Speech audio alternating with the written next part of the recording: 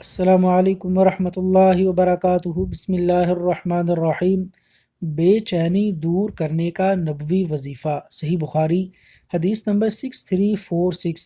سیدنا عبداللہ بن عباس رضی اللہ عنہما بیان کرتے ہیں کہ رسول اللہ صلی اللہ علیہ وسلم بے چینی و پشیمانی کے وقت یہ وظیفہ پڑھا کرتے تھے، اور وہ وظیفہ یہ ہے: لا الہ الا اللہ العظیم الحلیم، لا الہ الا اللہ رب العرش العظیم، لا الہ الا اللہ رب السماوات ورب الارض ورب العرش العظیم ورب العرش العظیم۔